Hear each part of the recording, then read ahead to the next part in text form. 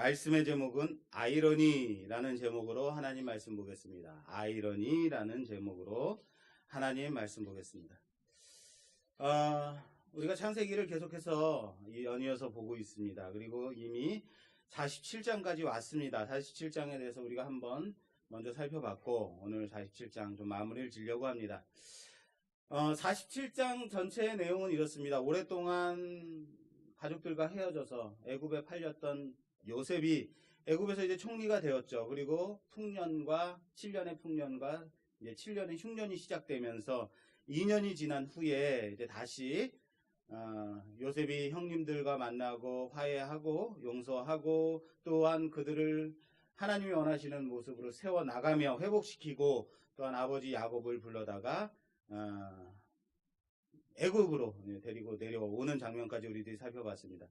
요셉과 그의 가족들이 이제 애굽으로 내려와서 애굽인들과 구별된 곳, 애굽인들과 구별된 곳, 섞이지 않을 곳 어디죠? 고센 땅을 얻게 됩니다. 그리고 아버지 야곱이 애굽 왕 바로에게 이제 나아가서 이제 문안하는 장면이 바로 오늘 본문이죠. 그리고 이어서 이제 흉년, 지금 이때가 흉년 2년 차란 말이에요. 그리고 앞으로 몇 년이 남았어요?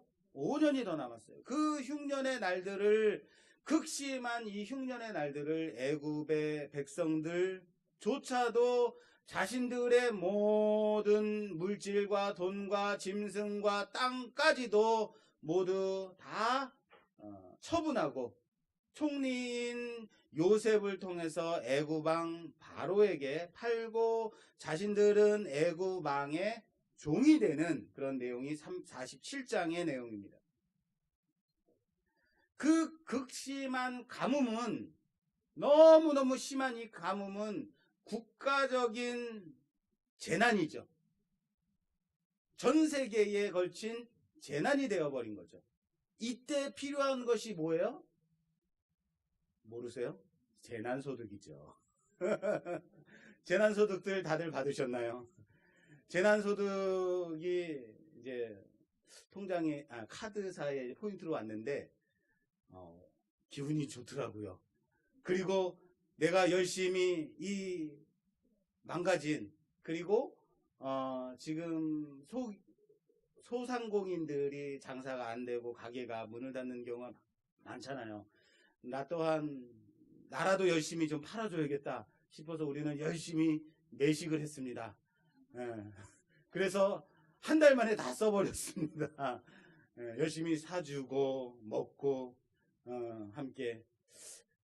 그랬더니 지난 주간에 이제 신문을 봤더니 기사에 우리 이 소득, 재난 소득으로 인해서 많이 소비가 활성화됐다라는 신문 기사가 뜨더라고요. 한 달로 끝나면 안 되죠. 계속해서 우리가 쓸 수 있는 한 우리 주변의 소상공인들을 위해서 함께 좀 이렇게 소비 활동도 좀 해야 되겠다는 생각이 듭니다. 지금 애굽인들이 처한, 또한 이스라엘 자손들이 처한 이것이 바로 재난이라는 거죠. 그래서 이 재해가 덮친, 이 재난이 덮친 지금 오늘 우리는 이 47장 말씀을 통해서 이 재난이 어떠한 영향을 끼쳤는가, 그리고 애굽인들이 이것을 어떻게 헤쳐나가고 있는가, 애굽이 어떻게 변화되고 있는가를 좀 살펴보려고 하는데, 이 중에서 오늘 우리는 47장을 통해서 세 가지 아이러니를 좀 찾아보려고 해요. 몇 가지요? 47장을 통해서 세 가지 아이러니, 이상하다, 이러네 라는 좀 아이러니를 좀 찾아보려고 해요. 세 가지. 그래서 오늘은 세 가지를 찾아야만 설교가 끝납니다. 예. 우선은 하면 7절 띄워주세요. 오늘 본문 우리가 함께 본 말씀을 보면 7절, 요셉이 자기 아버지 야곱을 인도하여 바로 앞에 서게 하니 야곱이 바로에게 축복하매, 이렇게 오늘 본문이 시작되죠. 아무렇지도 않은 아이러니가 없나요? 여기 아이러니가 있는데, 자 10절, 그 뒤에 10절, 야곱이 바로에게 축복하고 그 앞에서 나오니라. 자, 여기 아이러니가 있어요, 없어요? 있죠? 없어요? 모르겠어요? 예, 대부분은 우린 모릅니다. 자, 이상하지 않으십니까? 이 본문을 읽으면서 7절과 10절. 자, 야곱이 어떤 사람이에요? 야곱은 가뭄 때문에 애굽에 뭐 하러 왔어요? 의탁하러 신세지러 온 객인 거예요. 손님인 거죠. 근데 바로는 이 가뭄에서 전 세계를, 그 지역의 나라들을 먹여 살리고 있는 나라의 왕이에요. 애굽의 왕이라고요, 바로는.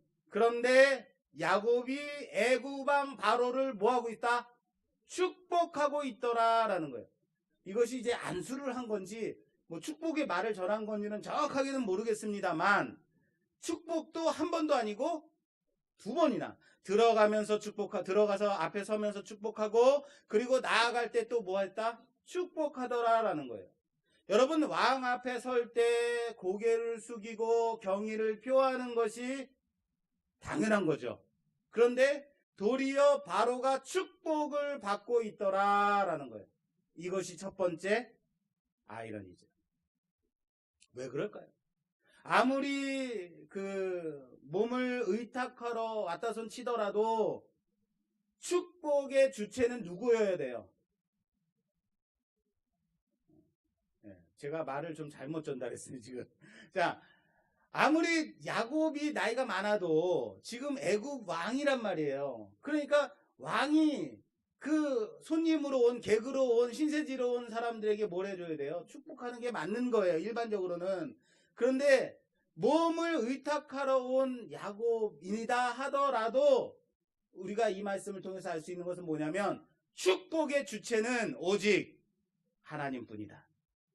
축복의 길은 오직 하나님밖에 없다는 사실을 믿으시길 바랍니다. 그리고 아브라함으로부터 이어진 하나님의 언약, 너는 복의 근원이다. 할렐루야. 복은 오늘 이렇게 이삭과 아브라함과 이삭과 야곱을 통해서 복의 근원으로 흘러오고 있다라는 것을 보여주고 있는 부분이라는 거예요. 사랑하는 여러분, 제월 앞에 설 때에도, 대통령 앞에 설 때에도, 높은 사람들 앞에 설 때에도 쫄지 마십시오. 우리는 하나님의 축복이 우리를 통해서 이어지는 축복의 통로라는 사실을 믿으시길 바랍니다. 우리 옆에 계신 분하고 좀 인사하죠. 당신은, 집사님은 축복의 통로입니다. 자, 두 번째 아이러니 좀 살펴볼게요. 두 번째 아이러니는 14절 말씀. 오늘 본문에 나와 있지 않습니다만 14절 이하에 제가 봉독해 올리겠습니다.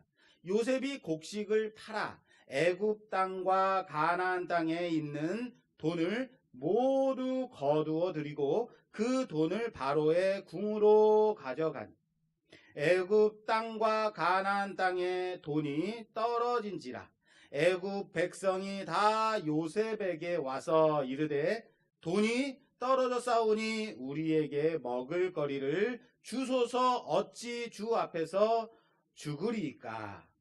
요셉이 이르되, 너희의 가축을 내라. 돈이 떨어졌은즉 내가 너희의 가축과 바꾸어 주리라. 할렐루야.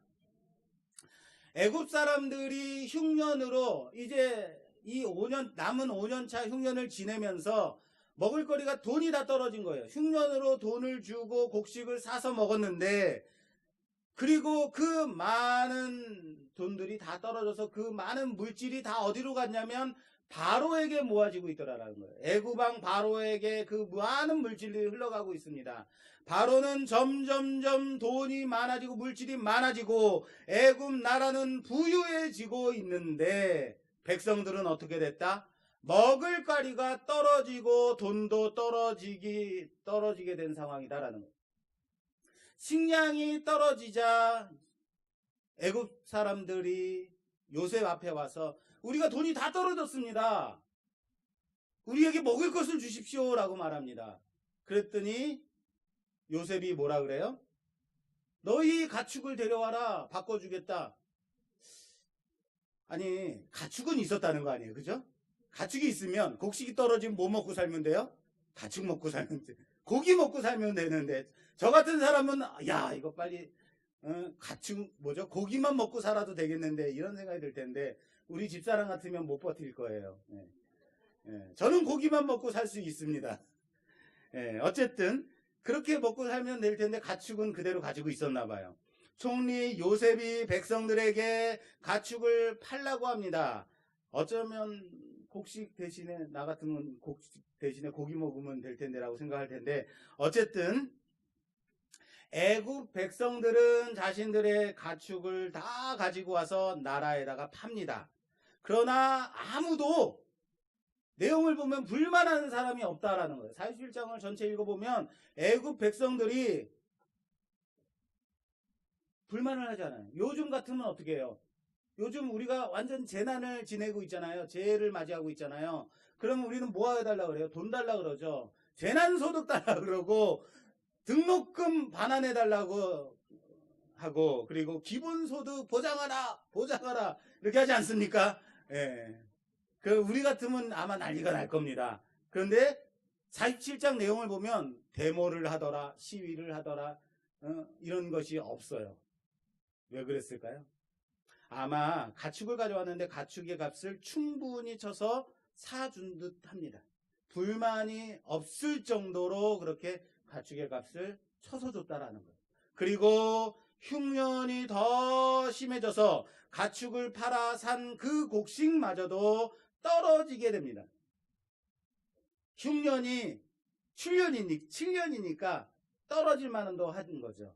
그리고 자, 19절 내용 보면 이런 내용이 나옵니다. 19절 제가 봉독하겠습니다.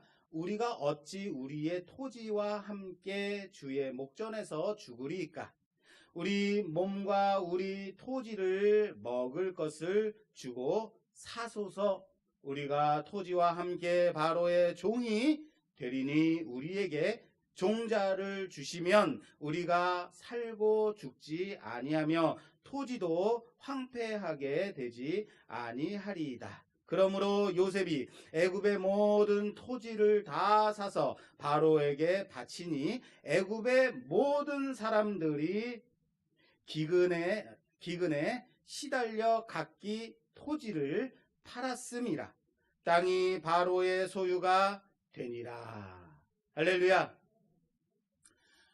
토지까지 이제 팔아먹은 거예요. 다 팔았어요. 그리고 토지와 식량을 바꿔서 바로에게 다 팔아버린 거죠. 이제는 토지도 팔고 자신들조차도 애굽 왕 바로의 종이 되겠다라고 스스로 나와서 그렇게 해달라고 말해요. 흉년의 때를 타서 정말 좋은 기회를 맞이한 거죠. 누가요? 바로 왕 요셉, 총리 요셉은. 이럴 때 같으면은 여러분, 예를 들면 쌀이 흉년이 돼서 쌀이 별로 없어요. 그러면 쌀값이 어떻게 돼요? 천정부지로 막 올라가죠. 예. 보통 작물이 소출이 별로 좋지 않으면 가격이 올라갈 수밖에 없어요. 급등할 수밖에 없다는 거예요. 그러면 이때 조금만 주고 많은 것을 팔아서 아주 큰 부자가 될 수 있는 거죠. 이 때를 타서 큰 부자가 될 수 있는데 이 흉년의 때를 타서 바로가 절대 군주가 되는 겁니다. 그리고 점점 애굽 나라는 부강해지고 있지만 백성들은 어떻게 돼요? 점점 더 망하고 있다는 거예요. 점점 망해서 종이 되어버렸다라는 거예요. 여러분, 좀 심한 것 같지 않습니까? 모든 가축도 나라에 팔고 모든 돈도 모든 토지도 나라의 것이 되었습니다. 그리고 이제는 자신들마저도 애굽 왕 바로의 종이 되어버렸다라는 거예요. 그런데 나라는 부강해지고 왕은 절대 군주가 되어버렸다라는 거예요. 이것이 바로 두 번째 아이러니입니다. 백성들은 가난해지는데, 백성들은 종이 되어버렸는데 나라는 점점 더 부강해졌다. 그런데 여러분, 이 말씀을 보면서 정말 이래도 되는 건가라는 생각 하지 않으십니까? 요셉이 우리 편이니까 아무렇지도 않아요? 요셉은 착한 사람, 그럼 끝! 이렇게 성경을 보시나요? 지금 우리의 시각으로 보잔 말이에요. 여러분들의 지금 이 시각으로 보면 아무렇지도 않아요? 아니요. 이상해야 되는 거예요. 이상하다고 생각해야 된다는 거예요. 뭐가요? 아무리 성경이라 하더라도 이건 좀 심한 거 아닌가라는 생각하셔야 돼요. 왜요? 그렇게 봐야 이것이 우리는 하나님의 말씀이니까 아멘 하고 그렇게 그냥 보고 만다는 거예요. 그러지 말라고요. 이상하다라고 생각해야 이 안에 이 내용에 있는 메시지를 살펴볼 수 있는 거예요. 여러분, 솔직히 말해서 한마디로 말해서 요셉은 지금 뭐 하고 있는 거예요? 바로의 앞잡이가 된 거죠. 바로의 앞잡이가 돼서 백성들의 돈을 빼앗고 그리고 토지도 빼앗고 그리고 자유마저도 빼앗아서 국민 모두를 바로의 종으로 만들어버리고 있는 뭐라고요? 바로의 앞잡이가 돼버린 거예요. 이럴 때일수록 나라는 뭐 해야 돼요? 국민들을 구제하고 구휼미를 풀고 먹고 살 수 있도록 해줘야 되는 거잖아요. 근데 이때 토지도 빼앗고 돈도 빼앗고 가축도 빼앗고 다 이렇게 하고 있다는 거예요. 우리들의 시각으로 보면 어때요? 지금의 시각으로 보면 이상한 거죠. 당시의 시각으로 보면 어떨까요? 당시 그때의 사람들의 시각으로 보면 그러면은 괜찮았을까요? 아니에요. 그래도 이상한 거예요. 이 본문을 보면서 우리는 이런 생각을 해야 되는데 그렇게 해야 우리가 정상적인데 그런데 우리는 아무렇지도 않게 47장을 본다는 거예요. 성경을 그렇게 봐요. 왜요? 믿음이 좋으니까? 하나님의 말씀이니까? 아니요. 우리는요. 교회만 오면 생각이라는 게 사라져요. 우리는 교회만 오면 딱 그냥 깨끗한 백지가 돼버리는 거죠. 그래서 생각이라는 걸 안 하고 그냥 목사님이 말씀하면 성경에 써 있는 건 아멘 하고 그냥 끝난단 말이에요. 그냥 앉아있다가 여기서 그냥 예배 시간이니까 앉아있다가 예배가 끝나면 축도하면 이제 집에 돌아가기 때문에 아무렇지도 않은 거예요. 여러분, 이 부분을 우리는 어떻게 이해해야 될까요? 그러면 요셉은 과연 나쁜 사람이었을까? 요셉은 정말로 바로의 앞잡이가 돼가지고 국민들을 압제하고 국민들의 고열을 빨아먹고 그들의 모든 재산을 그렇게 다 훔쳐버린, 빼앗아버린 못된 사람일까? 23절에 백성들의 반응이 있습니다. 23절 요셉이 백성에게 이르되 오늘 내가 바로를 위하여 너희 몸과 너희 토지를 샀노라. 여기 종자가 있으니 너희는 그 땅에 뿌리라. 추수의 5분의 1을 바로에게 상납하고 5분의 4는 너희가 가져가서 토지의 종자로도 삼고 너희의 양식으로도 삼고 너희 가족과 어린 아이의 양식으로도 삼으라. 마지막 절입니다. 25절 그들이 이르되 주께서 우리를 살리셨사오니 우리가 주께 은혜를 입고 바로의 종이 되겠나이다. 할렐루야. 지금 요셉이 뭘 하고 있는 거냐면요. 요셉은 애굽 나라의 세금 제도인 정률제를 확립하고 있어요. 정률제가 뭐냐면 애굽 토지법의 근간이 되는 법인데 공정한 추라고 말을 해요. 뭐냐면 흉년이든지 풍년이든지 상관없이 누구도 먹고 살 수 있는 세금 제도가 정률제입니다. 이때부터 만들어져요. 내용은 추수한 곡식의 5분의 1을 세금으로 내는 거예요. 5분의 1을 세금으로 내면 돼요. 몇 퍼센트? 5분의 1이면 20%. 20%의 세금을 내면 돼요. 자, 내가 열심히 땅을 개간해서 씨를 뿌리고 양식을 길러서 추수를 해요. 그리고 몇 퍼센트를 내요? 나라에다가 20%. 20% 큽니까? 안 커요. 여러분, 서구 유럽 복지국가들의 세금이 40%가 넘어요. 내가 200만 원 벌면 80만 원은 세금으로 내요. 지금이 더 세금이 크죠.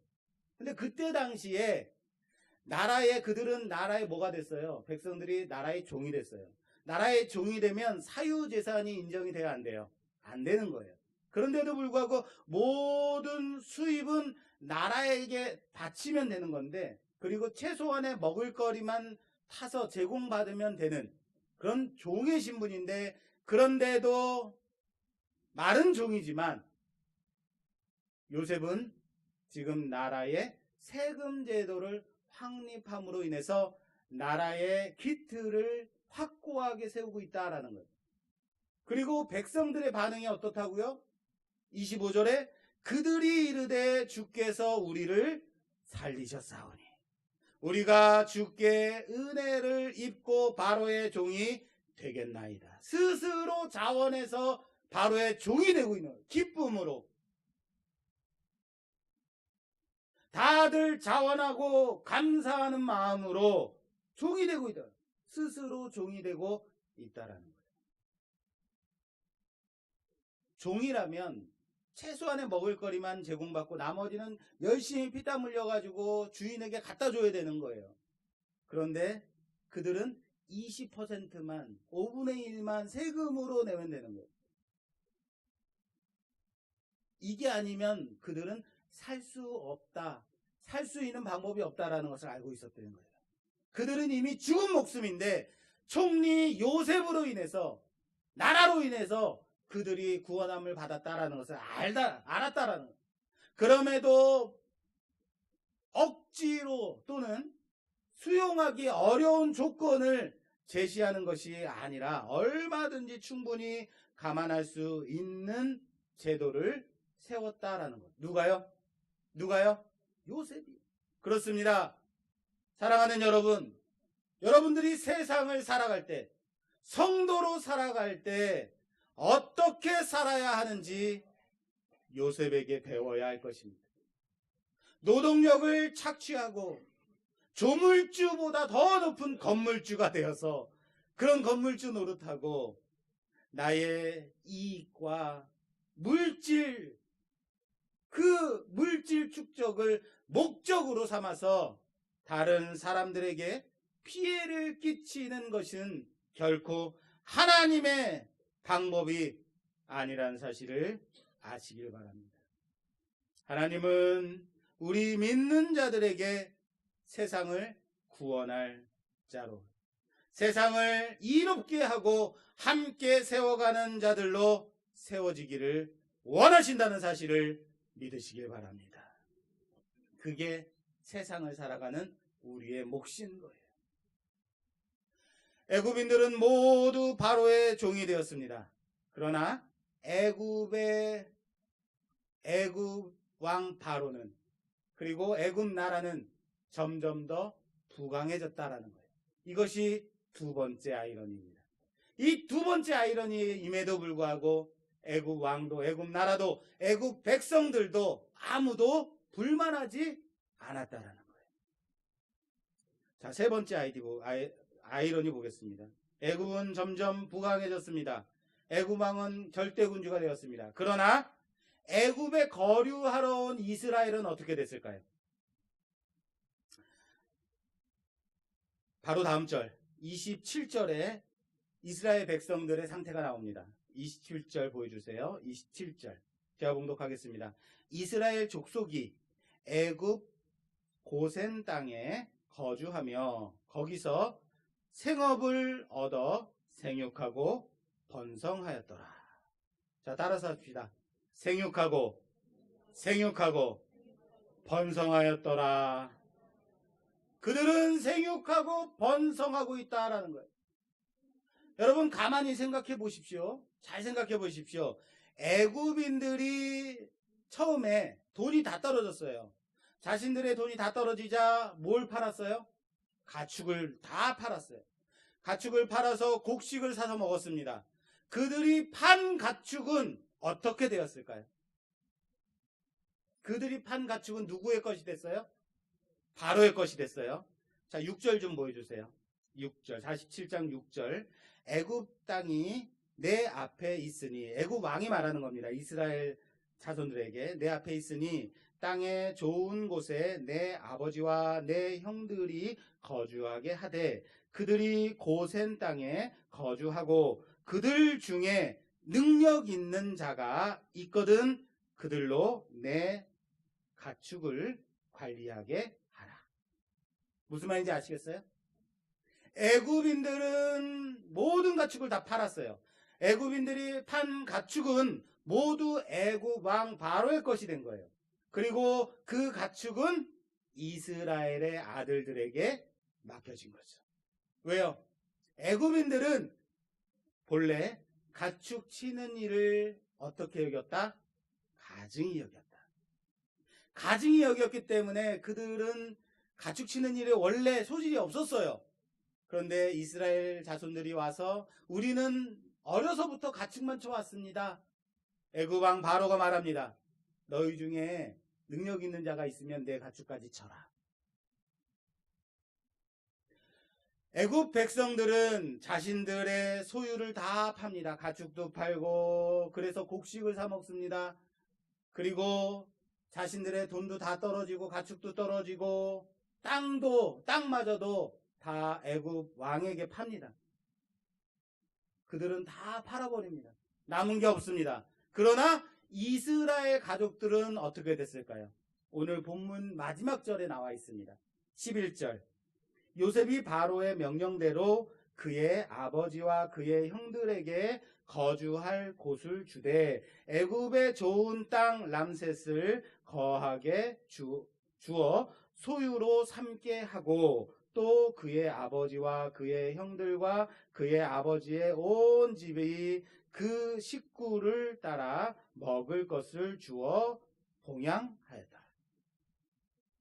요셉이 그들에게 먹을 것을 주었다라는 거예요. 먹을 것을 주어 봉양하였다라는 거예요. 애굽인들은 자신들이 애굽 나라의 백성임에도 불구하고 자신의 땅을 다 팔아버렸어요.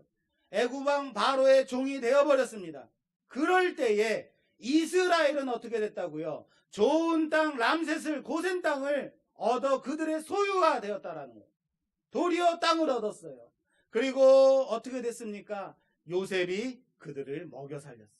그렇습니다. 이스라엘은 땅을 소유하였고 생업을 가졌고 그리고 생육하고 번성하였다. 생육하고 번성하였다. 아멘이 나와야 되는데 아멘이 안 나와서. 자, 생육하고 번성하였다.